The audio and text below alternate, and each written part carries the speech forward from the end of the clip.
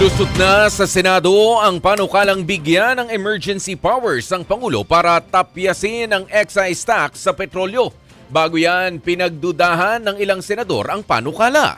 Narito ang report ni Mean Los Baños.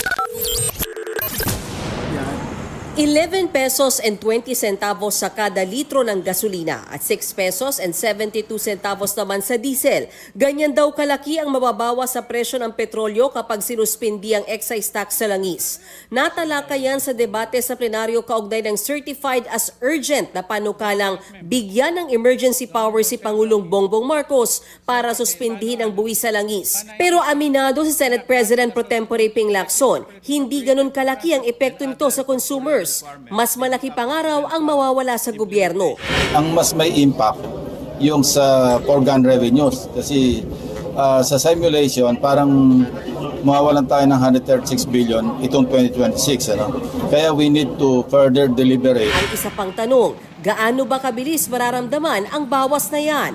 Ayon kay Senator Pia Cayetano, The time that the executive makes that decision, it could reach 30 to 45 days kasi may stock na po ang mga oil companies.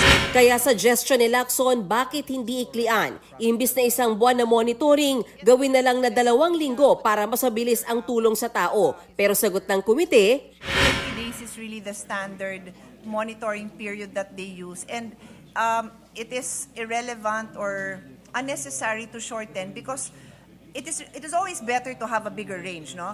And that time is ticking already. So like I said, Mr. President, if this becomes a law in 3 days, they already have a 30-day. It will kick in. 2 weeks is not irrelevant. No? It has a big effect on the consumers. Yung 2 weeks na matitipid mo sa pagkarga ng gas, malaking bagay po yun. Yung mapakinabangan agad ng mga consumers. pero may mas malaking babala ayon kay Senator Amy Marcos. Baka hindi tao kundi malalaking kumpanya lang ang makinabang daw sa suspension ng excise tax. May duda ako na talagang magiging mas mura ang gasolina, ang crudo, ang LPG. Kasi ang nakikinabang sa excise tax ay yung mga importer. Siguraduhin natin na ipapasa yung discount sa taong bayan.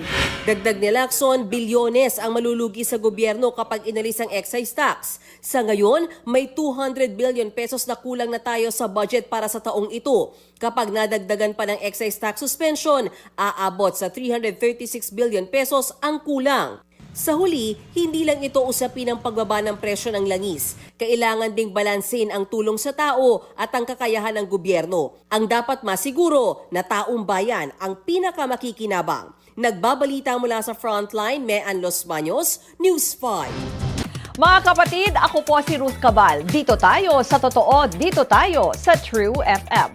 Mag-follow at mag-subscribe din po kayo sa aming social media accounts at True Network PH. Diyan po yan sa aming X na dating Twitter, sa FB, sa Instagram, sa YouTube, sa TikTok at sa mga podcast. At syempre, tutok din po kayo sa Signal True TV Channel 19.